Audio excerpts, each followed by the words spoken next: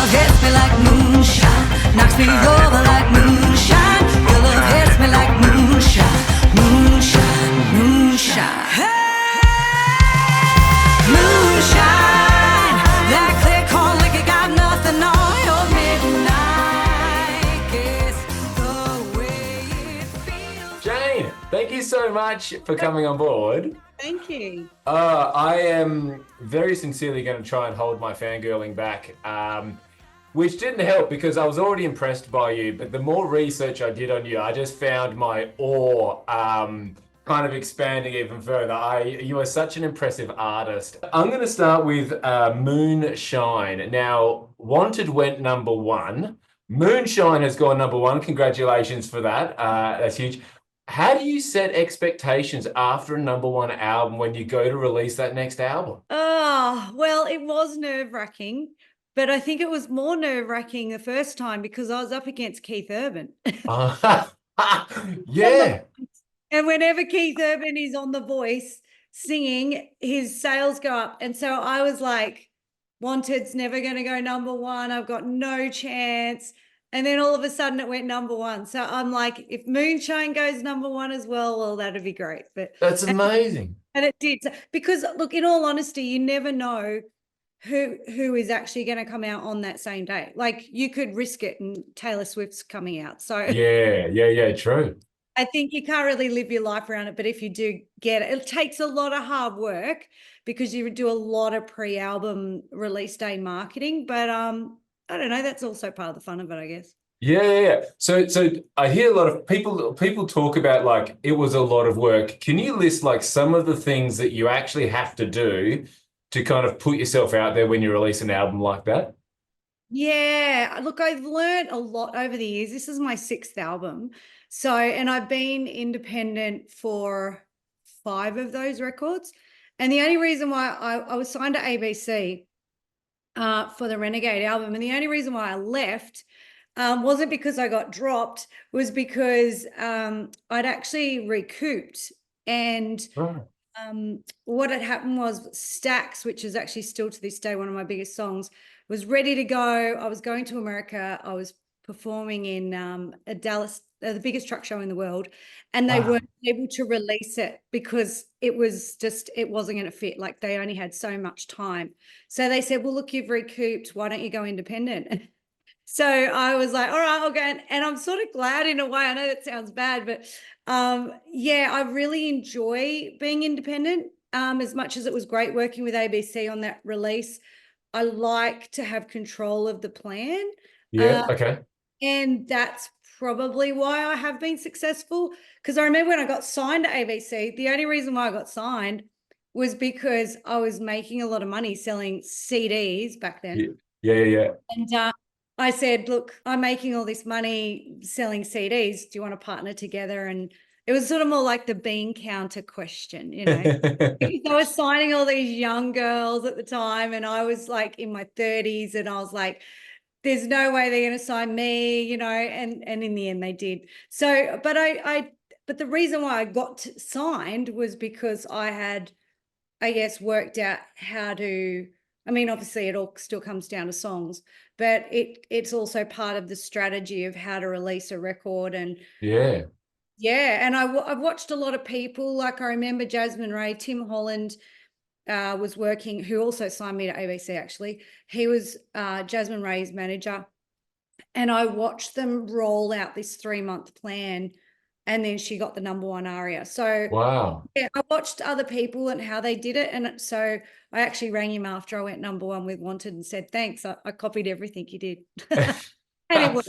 But isn't that experience, right? Like that, like they're the things you learn and pick up. You know, that's not, you know, it's not like plagiarism or anything. That's just like, you know, being observant, obviously. Yeah.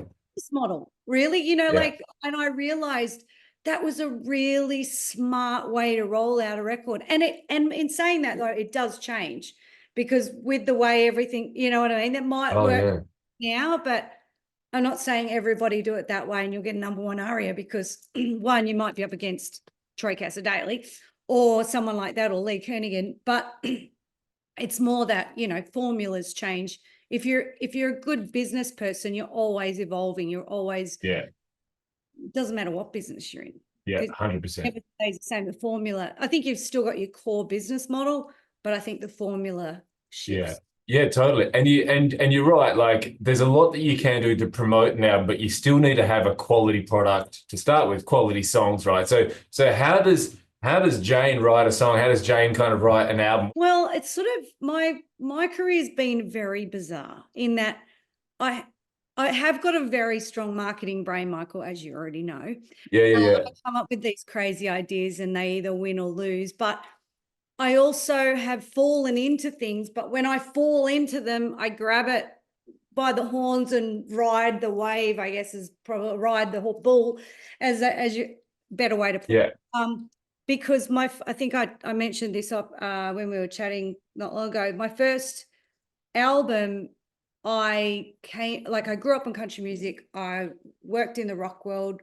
And then I started writing, and when I started writing, I think the two genres meshed, and country rock starting to come out. Gretchen Wilson was a big deal at the time. So yeah, and what happened was I wrote a song about a girl that drove a truck, and I just thought it was a cool idea because I was a hairdresser at the time, and I heard about this girl. She looked like Sandra Bullock. I was like, of course, why don't I write a song about this girl, her cousin Jude? And then that song blew up because it had every girl going, oh my God, there's this country music artist. She's writing about us girls. And then it was sort of like, oh, they really like it, you know? So then, of course, I then kept writing songs. And I remember Garth Porter, who produced my second record, said, you know, you've got a little patch of ground now, Jayne, you can own that space. And I did that for 4 albums, and I only ever put 2 or 3 trucking songs on an album, but I became the trucker chick of Australia, and I'd get flown to the States and they'd call me the Aussie trucker chick. And I don't even Why not? I'm a songwriter, but I love to write about observation, and I've been really lucky to work with great songwriters who helped me craft my songs. So yeah, I kind of fell into that. But whereas with Wanted and Moonshine, I totally flipped and went, no, I feel like doing something different. And I'd done country rock and I'd done the trucking songs, and I you know, I may go back to that. I'm not saying that's over. It was just, as an artist, I was a bit bored. Like I wanted to try and do something different. And probably one of the best compliments I ever got was off my producer, Brian White. And he said, you're a true artist, Jayne. And I'm like, what do you mean by that? And he said, well, the true artist will always keep evolving. We'll keep creating something new. I really embraced that and went, that's cool. I'm glad that he sees that in my creativity. But that's grown. I didn't start this confident when it came to my creative ideas. I didn't even know if it was going to work. And then all of a sudden now Wanted and Moonshine have become my biggest creative works. Totally. And on that, so back in 2006, which for me feels like not that long ago, right? I was pretty old in 2006, right? You released Sudden Change in Weather. You had singles in the top 10, #1 country out, a radio single on that. You even charted in Europe off the back of that. Talk about a start with a bang. The reason why I bring it up is you mentioned your confidence, not sure if it's going to work, but surely that mindset changed after that album. Yeah. Well, the funny thing was there's a whole backstory to my life, but I'd been singing all my life. I'd toured through Europe, America. Right. Doing a lot of singing. But I feel like with my first record, I did it for fun. And I didn't really, because I'm very motivated, very focus driven on what I'm trying to achieve. And whereas when I started with that, it was because my rock band we played, this is how, not blowing my own trumpet, but we were this good, is that we were hired, this is back in 2000 and probably 1, I think. And we were headlining, we were playing at Schoolies Week on the beach, on the golf. Way. Which is a pretty big stage in Australia. Yeah. Band coming up the ranks. And then the band had a big fight and I woke up the next morning to find the band was over. So then with the country stuff, I just purely did it for fun. And I think out of that, songs came out of that, like Chick Ute. I literally wrote that song because I used to see this girl driving up the hill towards where we lived in this pink ute. And I was like, oh my God, that's like the coolest thing ever. I wish I was that cool. She looked like Paris Hilton. I was like, I wish I looked that cool. And so I wrote the song Chick Ute, having no clue that there was this big culture, which you would have experienced as well. Yeah. Years ago, where everyone had ute shows all over Australia. And I literally went from releasing that song to getting flown all over Australia to perform at every ute show. And I got booked to the Gympie Muster on that one song. And I was like, What? how is this? My album isn't even out. Like, I've got one song. Wow. So, yeah, it was I kind of realized then I think I'm meant to be doing this. So Yeah, 100%, 100%. And I'm glad you came to that realization, as I'm sure lots of people are as well. You've had some huge milestones, right? So you've had 1 million streams on Spotify this year. The Golden Guitar Noms, I think you're up to 7. You got 2 more for 2025, which is amazing. 5 smash hit number ones, 6 top 10, 3 I think number 1 music videos. Like, this is huge. Like, or have you found that you leverage those sorts of things best, those sorts of accolades, to kind of, I guess, continue your growth and development? To be honest, I don't really think about it much. I probably should celebrate the wins a bit more, because I don't know, I'm always just going full steam ahead. Plus, I love, you've met me, seen me live. Live performance is what I love the most. Yeah. And so I feel like all those achievements, I mean, I've worked my butt off and I've had a team around me. Like, my dad was my manager for 10 years, and now I've got management in Nashville, and things like that. So I feel like I've always been lucky enough to have a great group of people around me, because it is difficult, as you understand, to do it all.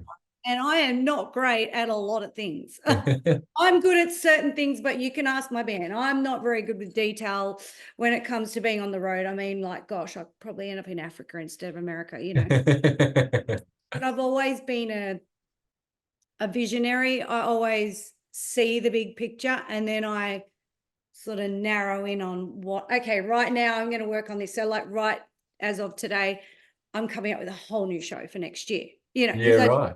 Everyone to go, oh yeah, I've seen Jayne Denham before.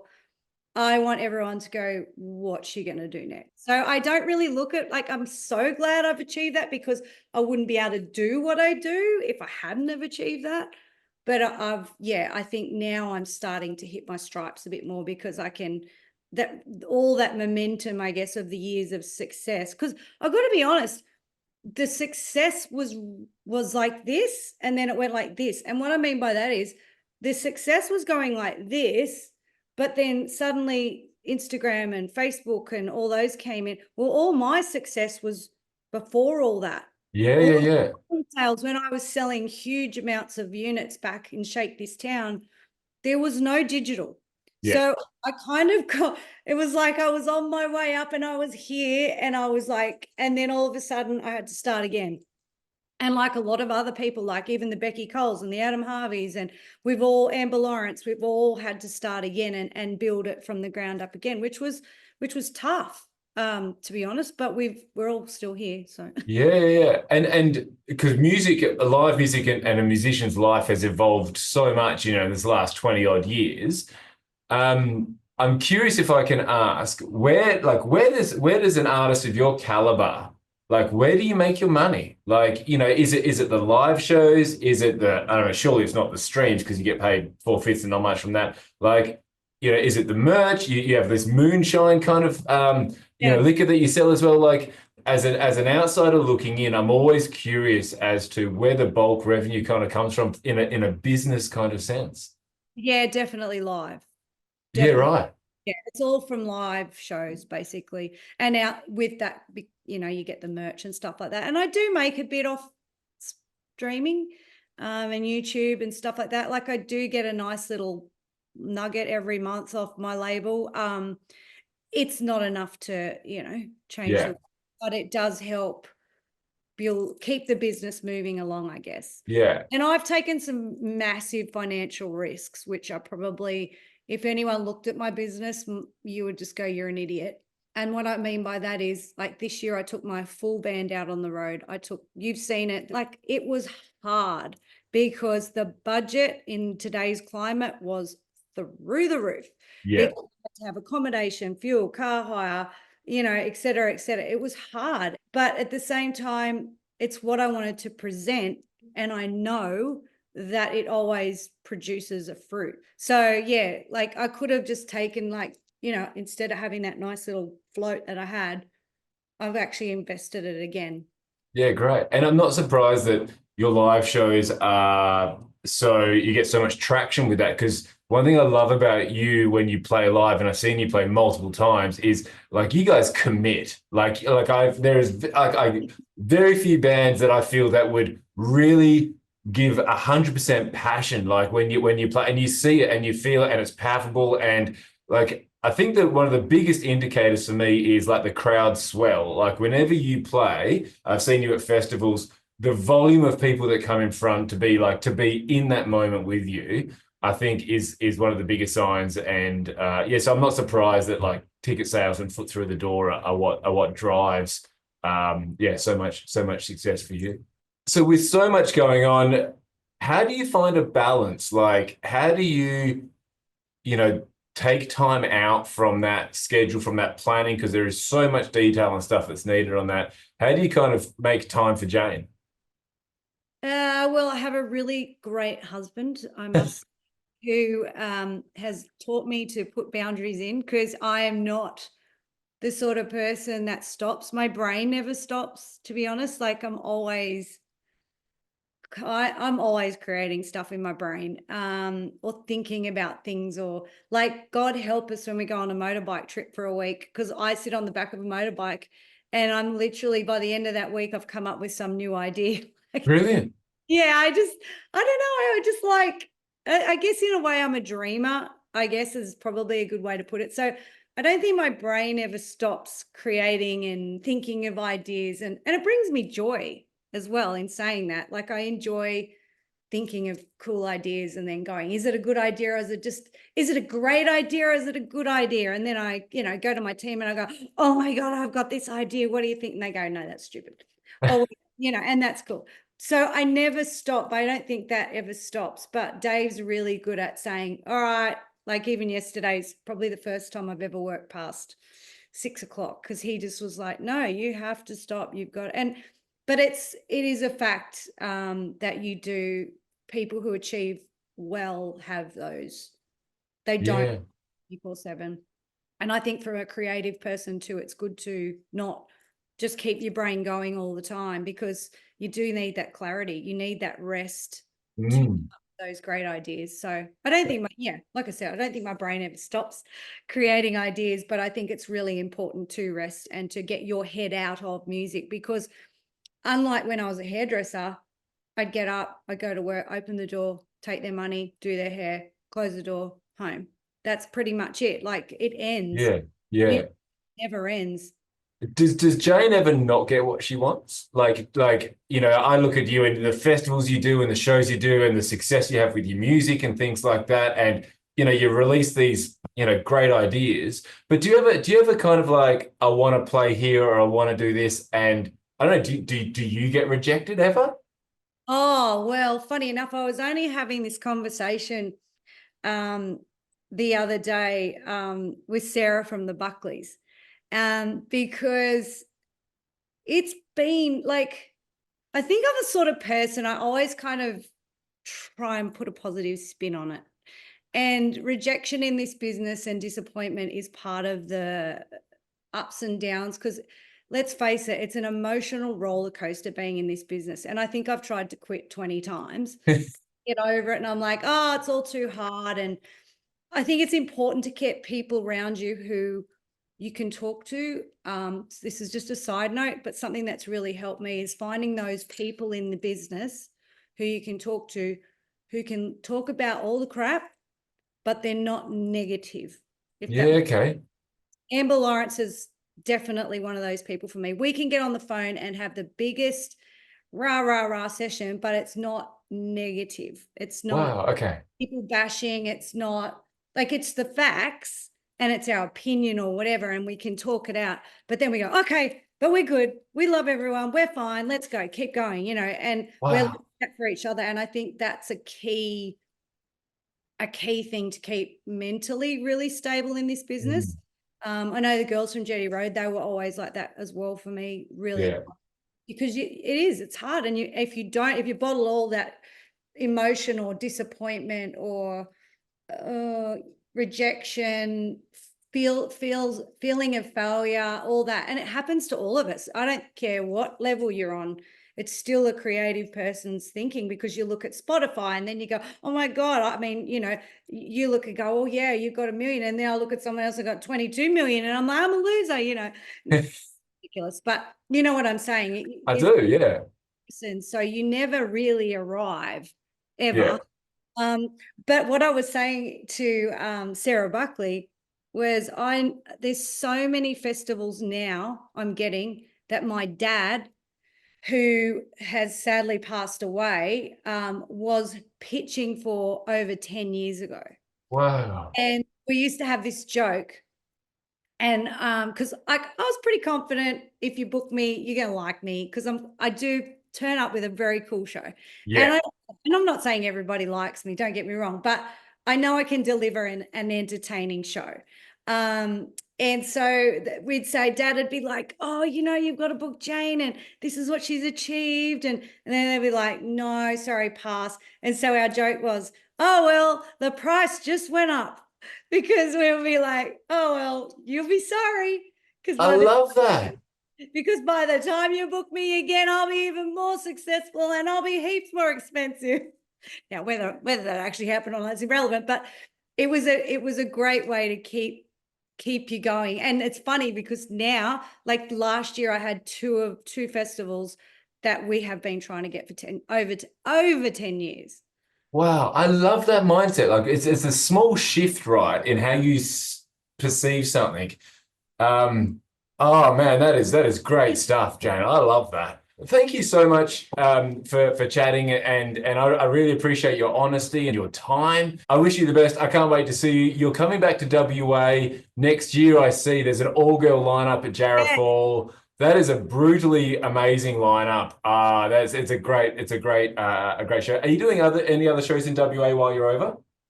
No, I think that's it for next year. So exclusive show. It's a cool part of the world. Hopefully I'll catch you around then. Thanks very much for being part of it, and all the best for the summer. Great to chat. Thank you. Your love hits me like moonshine, knocks me over like moonshine.